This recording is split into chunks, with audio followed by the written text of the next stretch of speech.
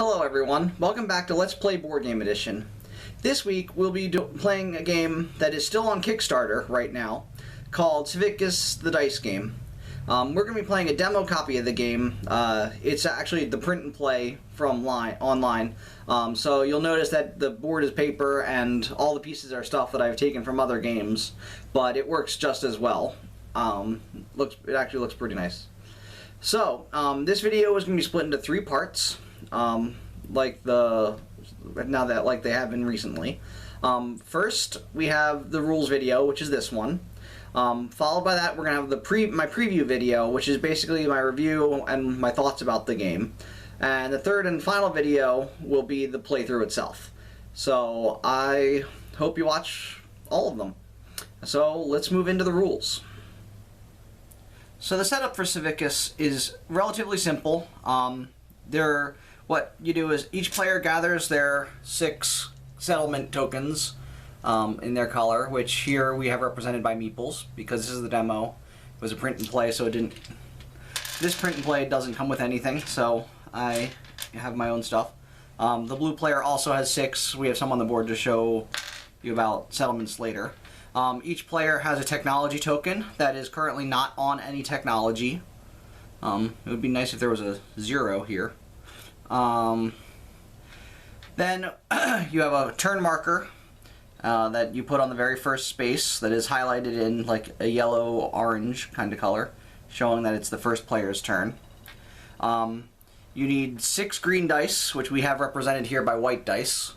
6 black dice, which are actually black dice, because I actually have 6 black dice. And then 3 yellow dice, which are represented by pink and purple, because neither my wife or I have any yellow dice at all. And then you have 6 exotic goods, which are the diamonds that can be taken when you roll exotic goods. And that's the setup. I mean, you set up with nothing on the board, but we're going to leave these here for now. Now, scoring in this game is pretty interesting. You score at the end of your turn on each of during the 6 rounds.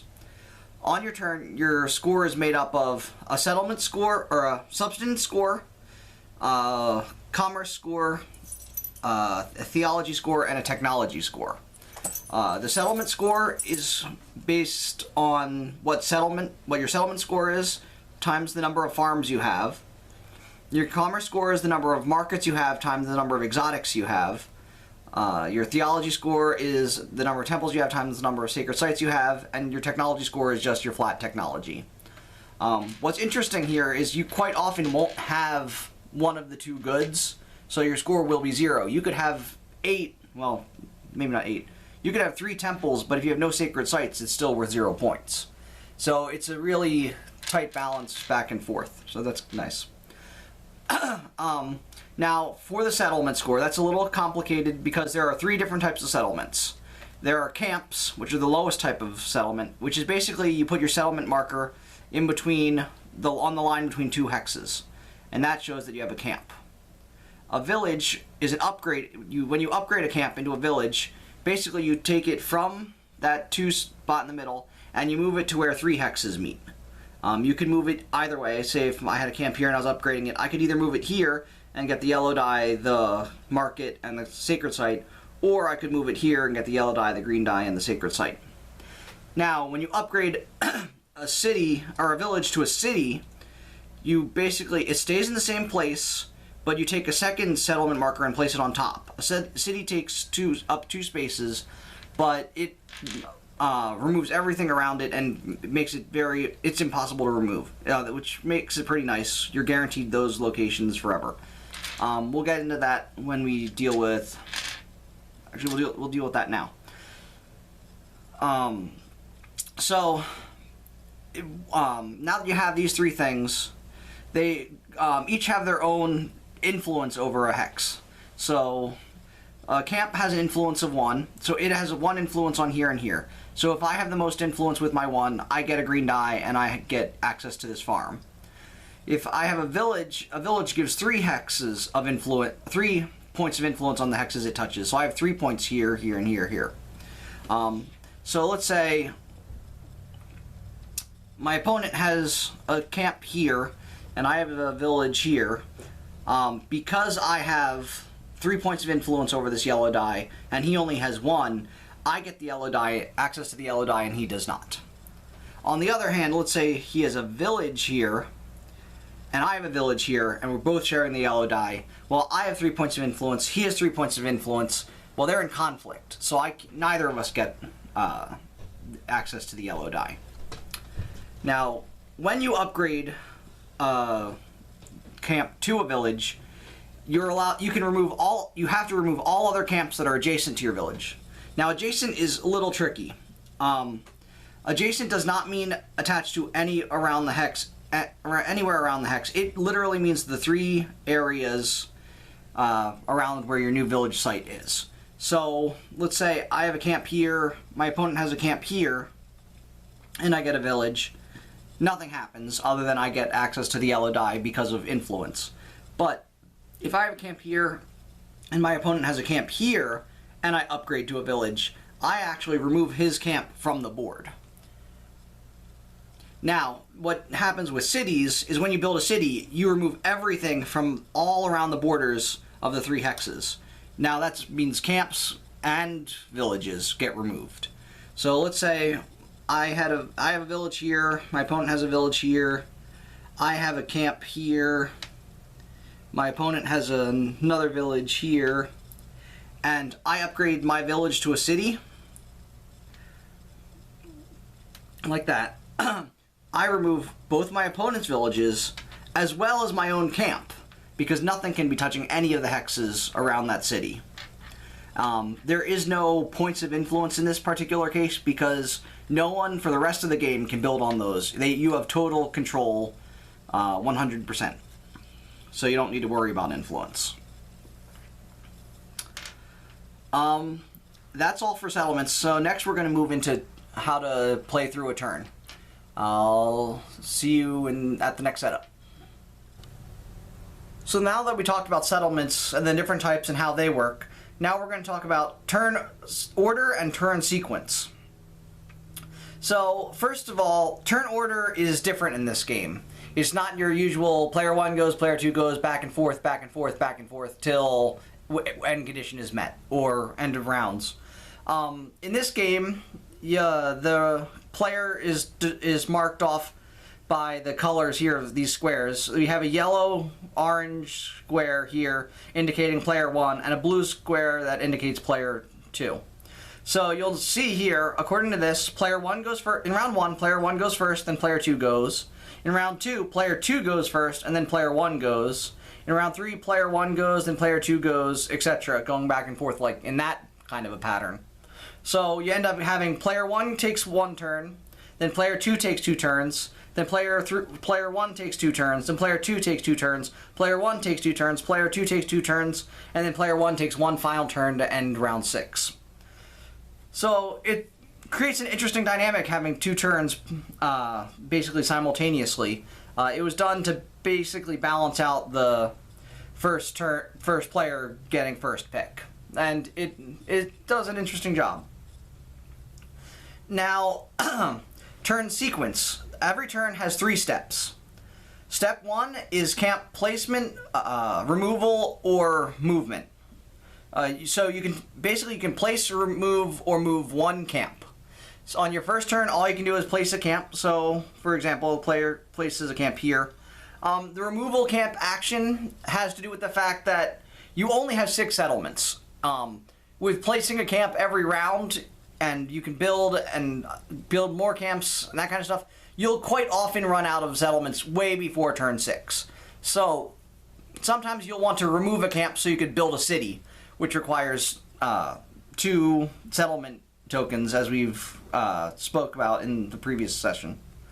So, for example, step 1, this player placed a camp here.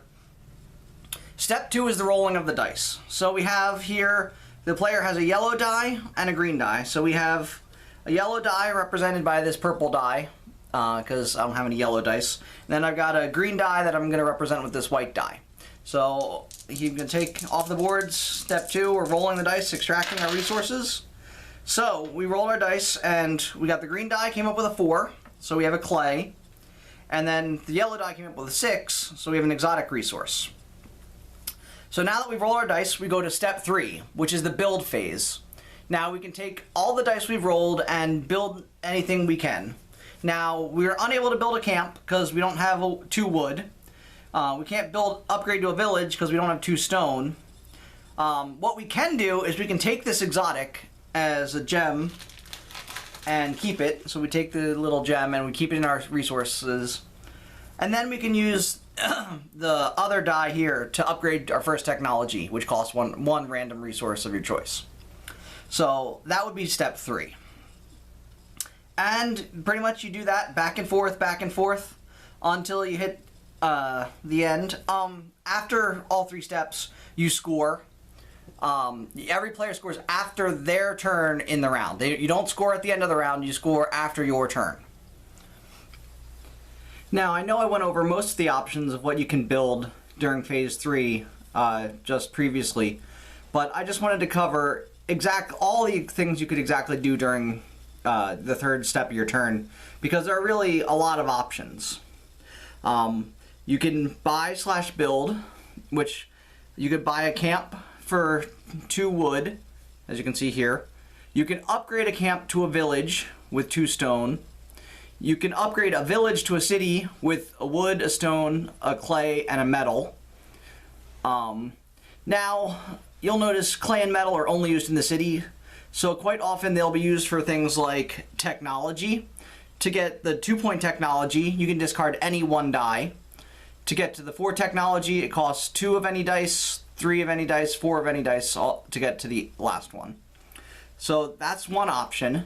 Your other option is that you can trade goods in for other goods. Exotics, you always have the option of either taking the exotic piece, or you can trade your exotic in for 1 good of your resource, kind of like a wild resource.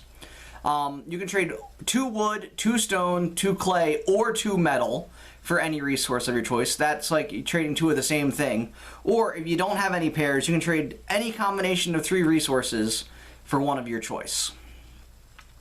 And so those are all the options you have. Now, that gives you a lot more options of things to do.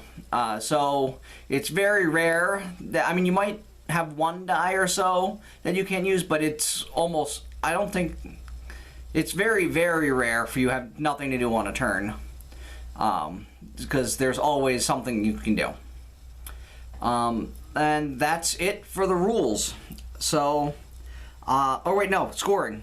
We have scoring left, so I will see you in a bit with the scorecard and go over how scoring works. So, scoring is really interesting in this game. It's quite different than really any other game I've played. I've seen maybe a few similar in the recent, past 6 months that have similar, but this is very different. Scoring happens at the end of each player's turn.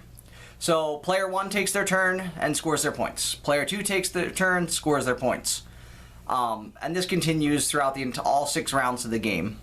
So you'll see the scores. There are 6 score places that happen. Now it says round. It takes place at the end of your turn. So if you go first, you score in between the rounds. You do it while your opponent's taking their turn, so it's really not time consuming, which is really nice. You don't have to really set aside time and, oh, let's count up the points and then move on to the next person, because the other person can go while you're counting up your points. The score is made up of 4 different sections. There is your substance score, which is your settlement score, which is worth 1 point for every village and 3 points for every city, multiplied by the number of farms you have. So it doesn't matter how many cities or villages you have if you don't have any farms. So that's pretty cool. Same thing here, markets, the little yellow circles, multiplied by the number of exotics you have. Same thing, if you don't have one or the other, you get 0 points, so you really need to have both to get it. These first 2 are interesting because settlement and exotics are both things that are like board placement or like possession kind of things, where farms and markets are both on the board and can be fought over, and you have to really use territory management for those. The last one is temples and sacred sites, which are both territories multiplied by each other. So again, if you don't have one or the other, it's worth 0 points. So you really need to have both to make it important, to make it useful. And lastly, you have technology, which is just your straight technology score, which you buy with your extra resources at the end of turn. So that is the only non-multiplier one. That's a straight score where you're guaranteed points no matter what. And that score is done at the end of every round. At the end of the game, you add up all your totals, get your totals, and add those all up and get your total score. Yep. And that's scoring. And that's all for this game. I'll see you back at the Wall of Victory. Well, that's all for the rules. Please remember to share, like, and subscribe, and I hope to see you in the preview and playthrough videos as well. But if I don't, remember to stay geeky.